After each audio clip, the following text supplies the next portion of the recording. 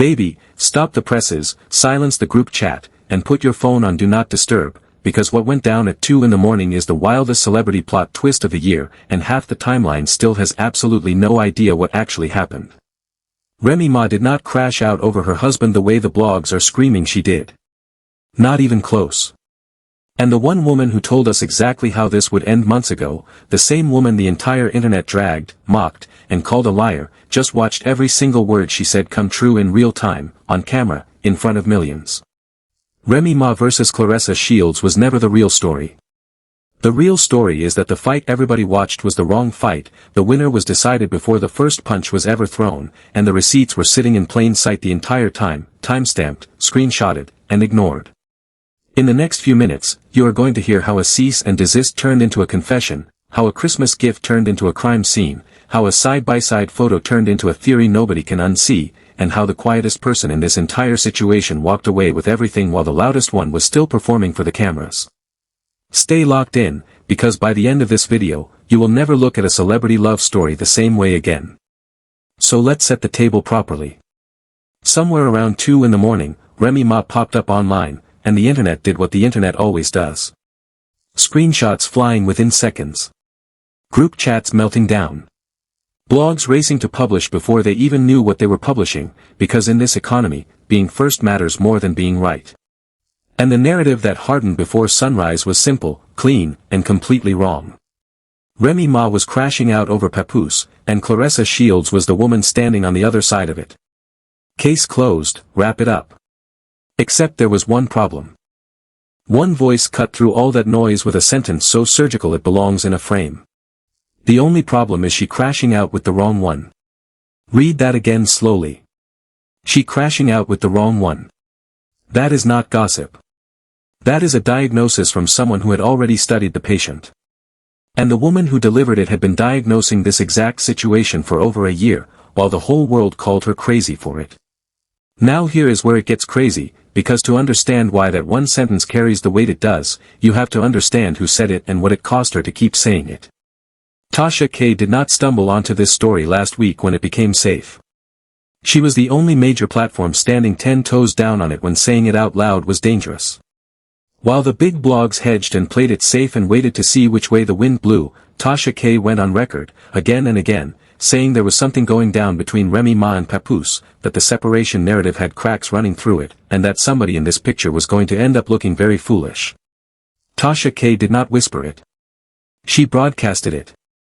And what was her reward for being early? The blogs called her a liar to her face. They built entire segments around discrediting her. Comment sections celebrated her downfall in advance. And then came the moment that should have told every single observer everything they needed to know. Papoose's team sent her a cease and desist. Let that marinate for a second, because a cease and desist is not a denial, and the difference between the two is the entire story. A denial is cheap. A denial is a publicist typing the word false into a statement, hitting send, and moving on with their day. It costs nothing, it risks nothing, and it commits to nothing.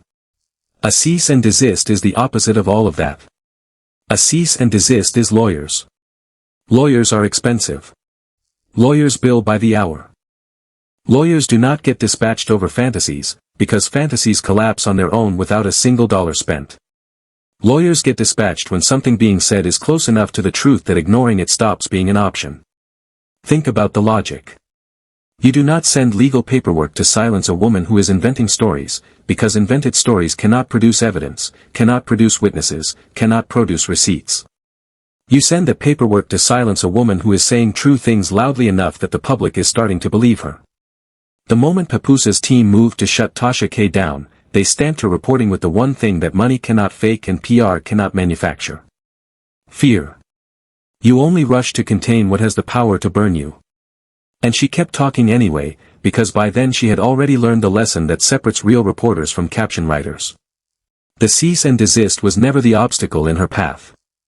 The cease and desist was the receipt that proved she was standing on the right road. And honey, the receipts did not stop there, because what came next is where this story graduates from messy to cinematic. Enter Claressa Shields. Champion. Gold medals. Knockout power. Undefeated. A woman who has never truly lost a fight inside a ring, walking headfirst into the one arena where records, belts, and titles do not matter at all. Now listen, because this detail matters more than it looks. Even Tasha K admitted on air that she was starting to develop a soft spot for Claressa Shields. And if you know anything about that woman, you know she does not do soft spots. She is not a sympathy merchant. She has never been a sympathy merchant. She deals in documentation and nothing else, and her entire brand, her entire career, is built on being unmoved while everybody else loses their composure. She has reported on scandals 10 times darker than this one without blinking. So when the most cold-blooded reader of receipts on the internet looks at your situation, looks directly into the camera, and starts feeling sorry for you, understand what that signal means. That is not a compliment. That is not her going soft. It means the evidence stacked against the story you are telling has become so devastating, so one-sided, so undeniable, that even the person presenting it cannot stay cold about it anymore. When your loudest critic starts to pity you, the story has already ended. That is the exact moment entertainment quietly turns into tragedy. And Claressa's Christmas is where the tragedy got its close-up. Because picture Claressa Shields in this scene, every detail of it. Christmas. The one day of the year when couples flood the timeline with matching pajamas, decorated trees, and curated happiness. And where was Claressa Shields? Alone. Not surrounded by family. Not posted up with the man she had been claiming across every platform she had. Alone, inside a Louis Vuitton store, racking up a bill reportedly somewhere around 30 bands, buying herself a designer bag on Christmas. Now that image alone is heavy enough to sit with. A champion, one of the most decorated fighters of her generation, standing under those fluorescent lights, swiping her own card, buying herself the gift that the story she was telling said a man should have been buying her. But hold on, because here is where it stops being sad and starts being unbelievable. She posted the receipt. Her own purchase. Her own card. Her own name attached to the transaction, up on the internet for the entire world to see, time-stamped and permanent. And then, days later, a video surfaces. Papoose, on camera, presenting her with a bag. That same bag. In a box, wrapped up like a grand romantic gesture from a devoted, generous man. Baby, she bought her own Christmas gift, handed it over to be rewrapped, staged the unwrapping for the cameras, and completely forgot she had already posted the proof that she bought it herself. Let me be precise about what that moment actually is, because people laughed at it, and the laughter covered up what it really revealed. That is not getting caught in a lie. People get caught in lies every day. That is leaving the front door wide open while you climb out the window. That is publishing the evidence against your own story before you finish telling the story. The performance did not get exposed by an enemy, by a blogger, by a leaked document or an anonymous source. It collapsed under the weight of its own paperwork, and she was the one who filed the paperwork herself, publicly, proudly, days before the staged moment aired. There is no version of spin that survives that. There is no caption long enough to explain away a receipt you posted with your own hands. And before anybody writes this off as one clumsy mistake, understand the architecture underneath it, because that level of staging does not happen by accident. Walk the sequence. Buy the bag. Post the receipt.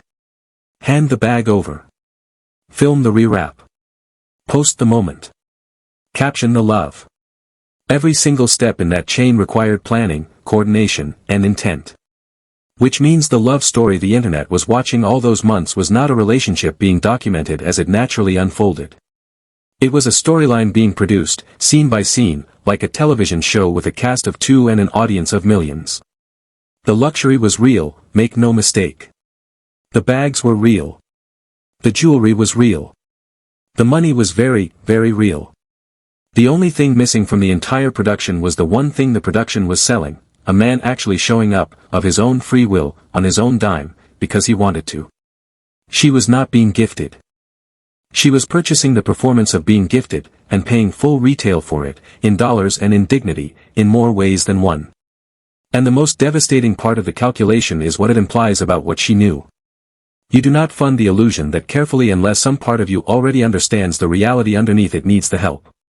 Now hold on, because this is the part of the story where Tasha K said something that sounded like a joke in the moment and turned out to be a thesis. She pulled up the photos, side by side, right there on the stream, and asked the chat a question that broke the internet all over again. Tell me if you can tell which one is who. Papoose and the look-alike. She put Remy Ma's picture up next to Claressa Shields and just let the timeline sit with it. And look, on the surface, sure, that reads like shade. Petty, entertaining, daytime television shade. But underneath the laugh, it is a theory, and the theory is chilling in its simplicity. He did not move on from Remy Ma. He replaced her.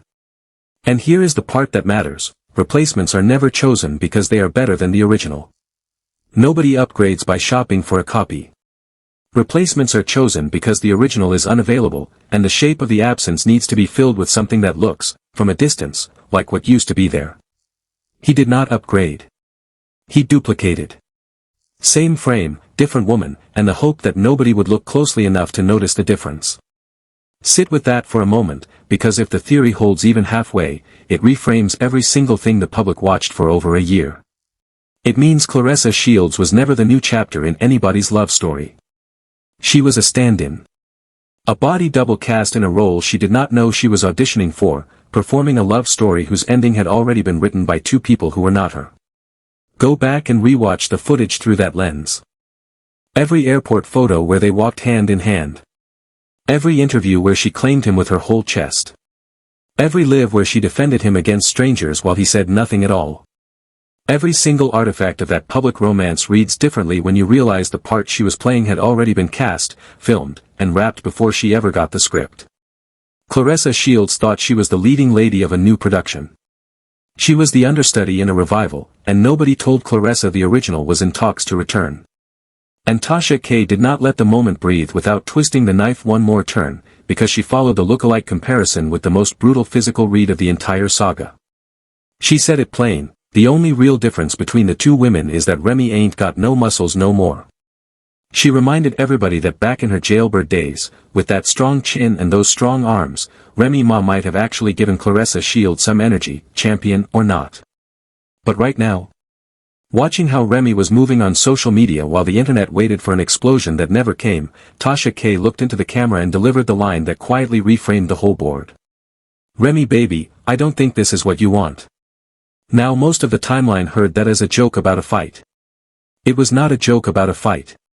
That is the most precise read of Remy Ma's position that anyone offered in this entire situation, and it came dressed as casual commentary, which is exactly why it slid past people. Because look at what Remy was actually doing while all of this played out in public. No 2 in the morning lives. No panic posting. No screenshots of text messages.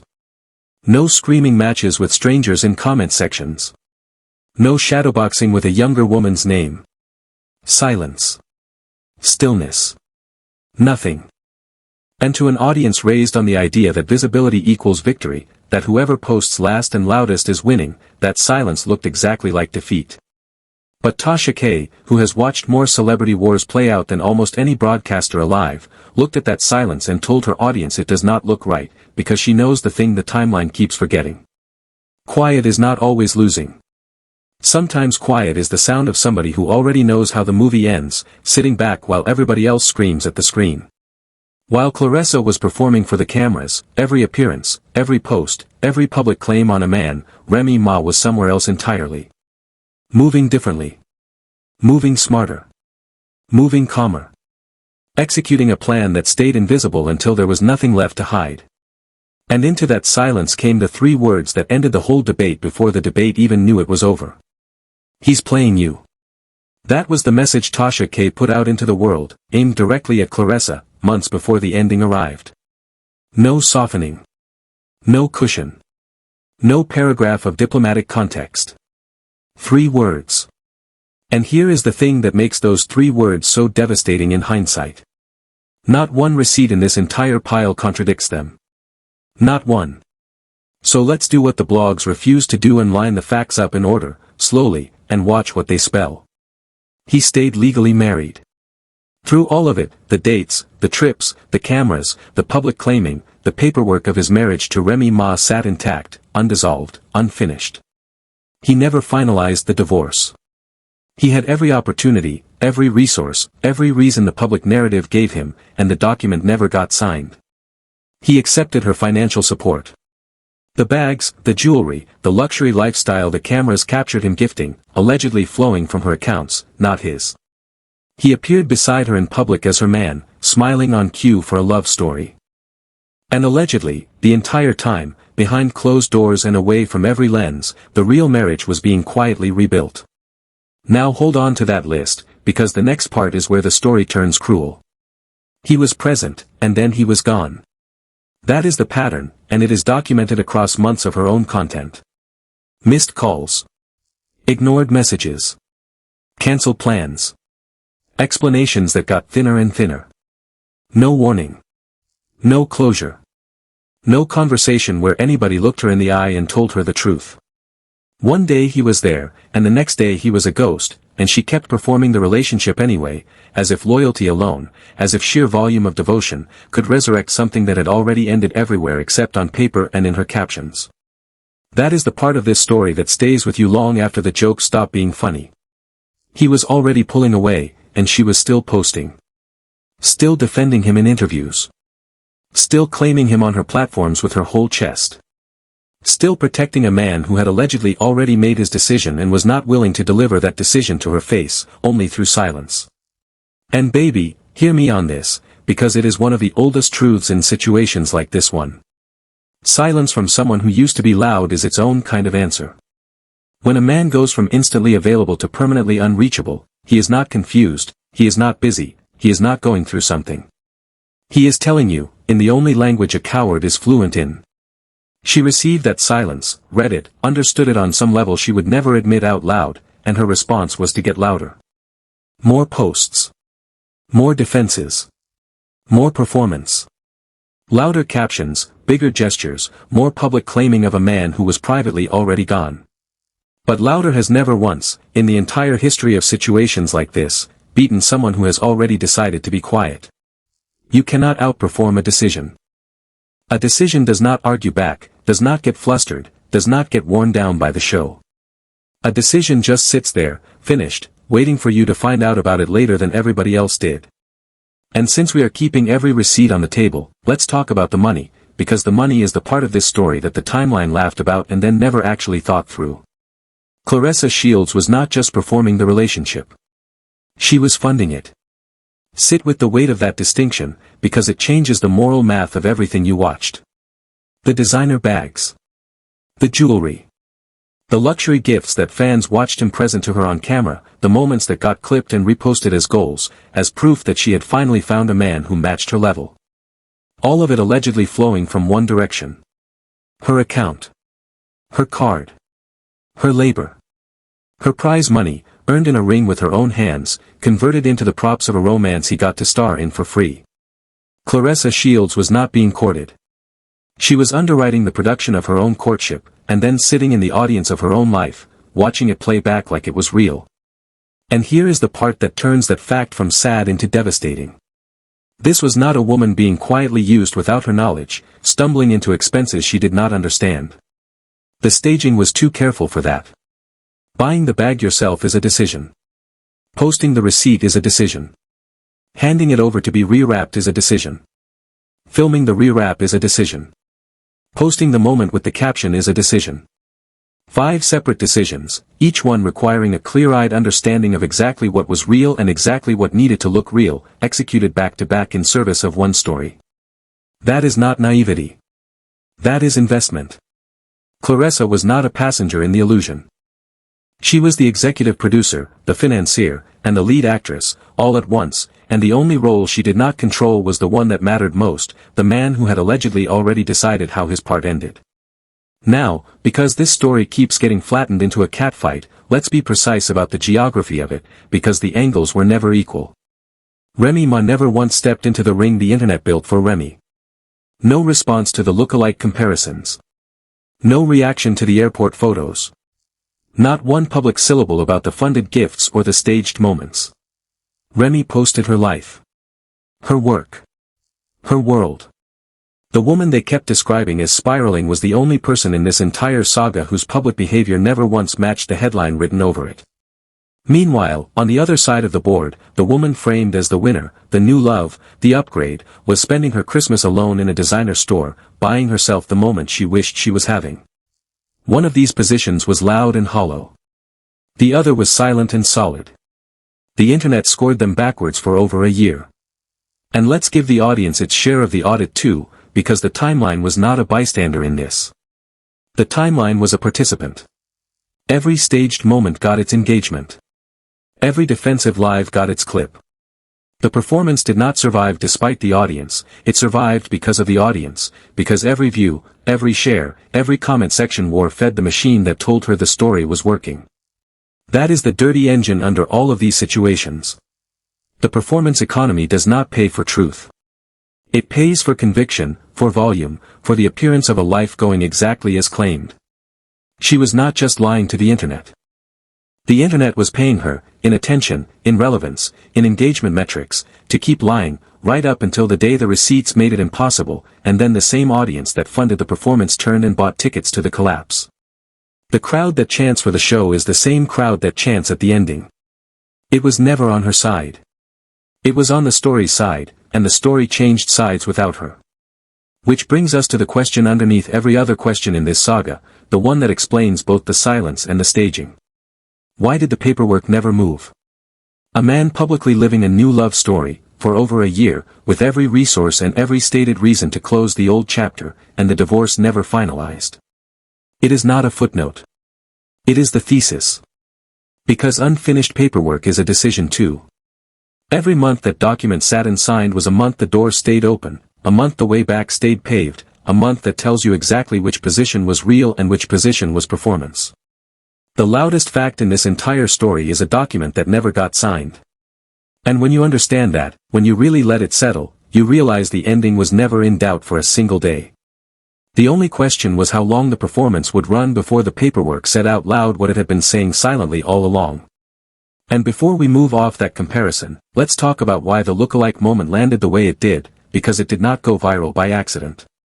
Side-by-side photos are the oldest weapon in the internet's arsenal, and most of the time they are exactly what they look like, cheap shade for cheap clicks. But this one survived the news cycle, got reposted for weeks, and kept collecting comments long after the stream ended, and the reason is that it was not asking a catty question. It was asking a forensic one. Put two women next to each other and ask the public to spot the difference, and if the honest answer is there barely is one, then you have not made a joke about appearances. You have exposed a pattern of behavior. You have shown the audience, in a single image, that the man at the center of the story did not go looking for something new.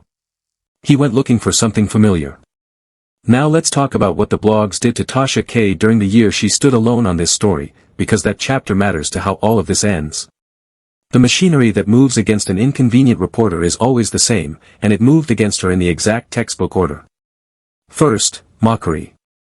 Frame her as obsessed, as messy, as a gossip who cannot let a story go. Second, discrediting. Dig up every time she was ever wrong about anything and staple it to her name so nothing she says can be evaluated on its own evidence. Third, legal pressure, the cease and desist, the letter designed to make continuing more expensive than quitting. And fourth, the quietest and cruelest step, isolation. Make sure every other platform understands that touching the story means inheriting the heat, so the reporter stands alone, out on a limb, with the whole internet sawing at the branch. Tasha K survived all 4 stages without retracting a single word. And while we are here, let's be honest about what Papoose's position in all of this actually was, because he is the one person in this story who never had to perform anything, and that absence of effort is the loudest statement he ever made. Watch Papoose's side of the footage. Papoose never chased the narrative. He never defended the love story with any real energy. He showed up where he was placed, smiled where he was told to smile, held the bag, literally, that someone else had purchased, and let the production run around him like weather around a statue. That is not the behavior of a man in love. That is the behavior of a man on assignment. Men in love leak. They cannot help it. They post the unprompted photo, they say the name without being asked, they defend the woman before the defense is needed. He did none of it.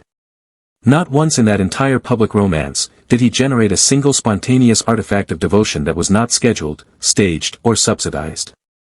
The performance had exactly one performer, and he was not it. And that is what makes the silence from Remy Ma so much louder in comparison, because her silence was not the silence of absence. It was the silence of occupancy. Remy Ma never had to claim him, because the paperwork claimed him for her. Remy never had to stage a moment, because her position did not depend on moments. While one woman was building a romance out of purchased props and posted captions, the other was simply living inside the legal and emotional architecture that the props were imitating. The performance was a replica of a house somebody else already owned. And Remy Ma, the woman who owned the house, never once came outside to argue with the person taking photos on the lawn, because she knew something the photographer did not. Deeds do not care about pictures. Paperwork does not watch live streams.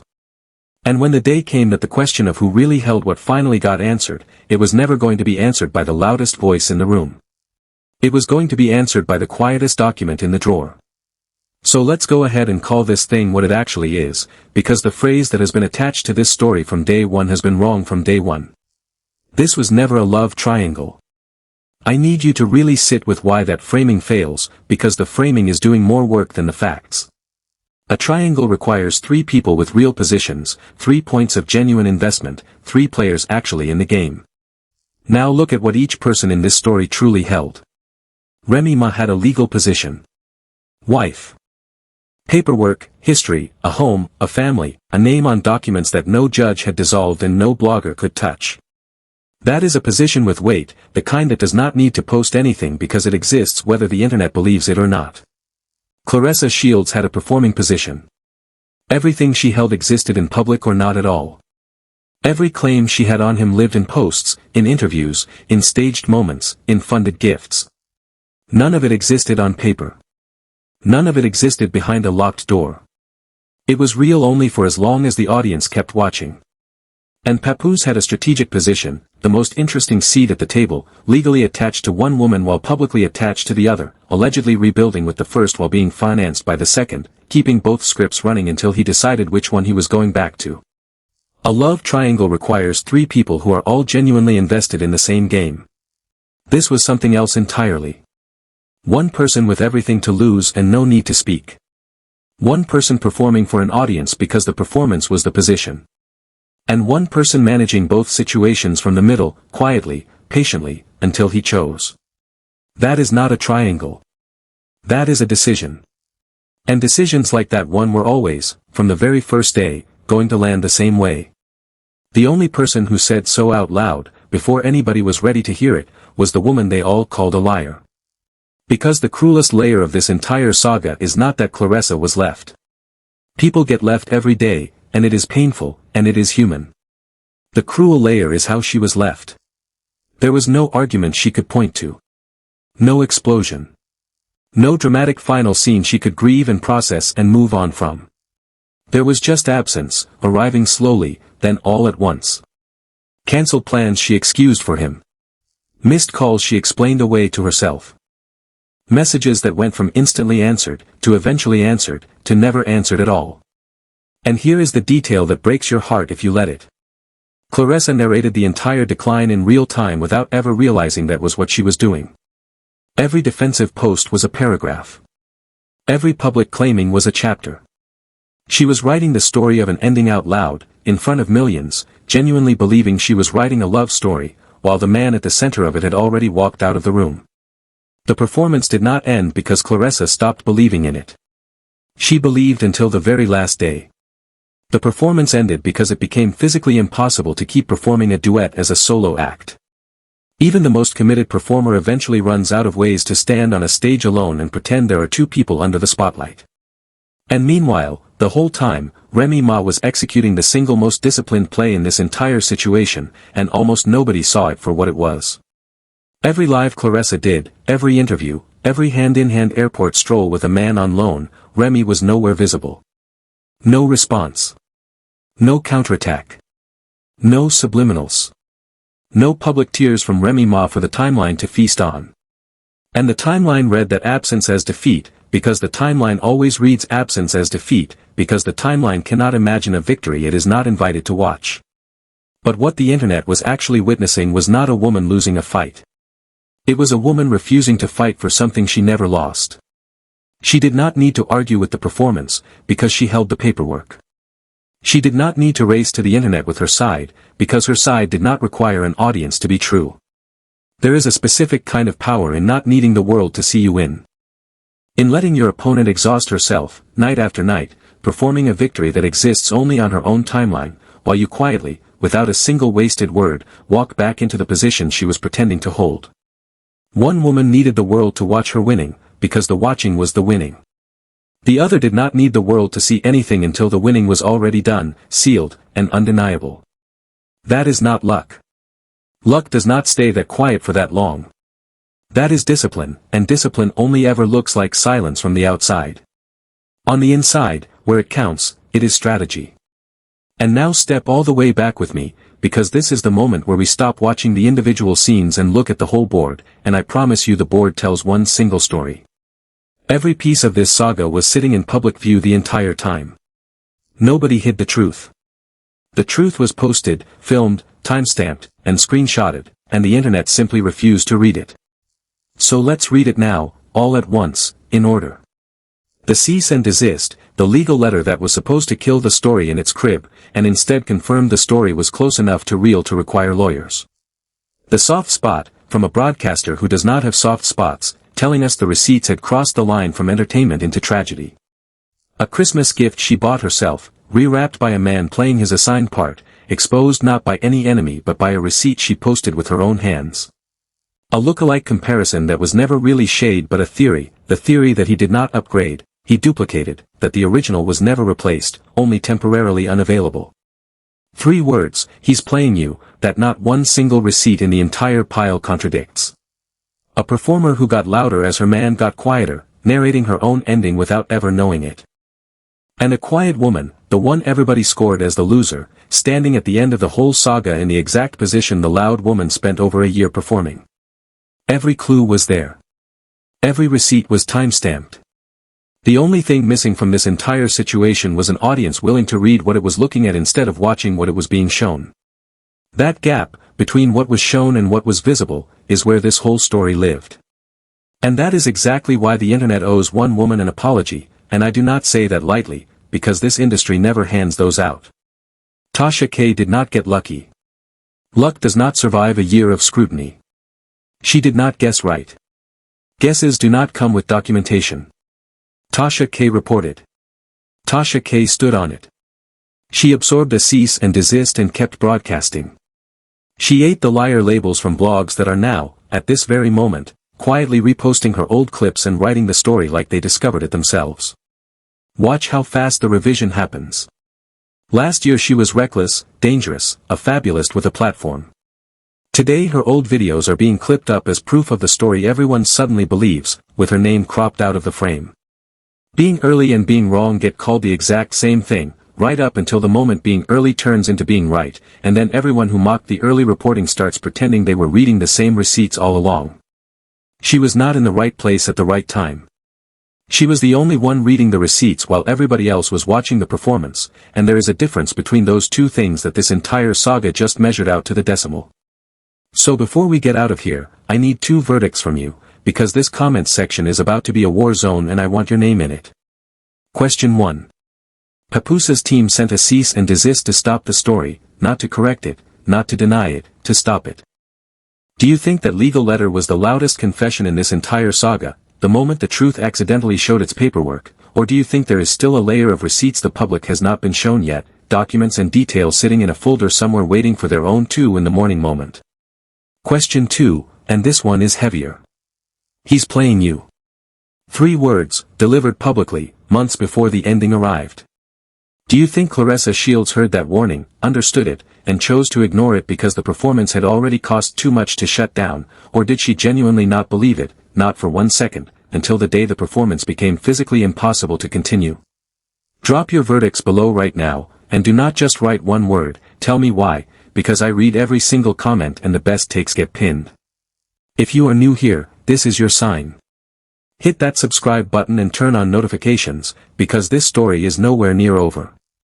Word on the street is the divorce filings have a timeline of their own, and when those documents finally move, when the paperwork that decides everything starts making noise, I will be right here reading every single page to you first, line by line, before the blogs even wake up.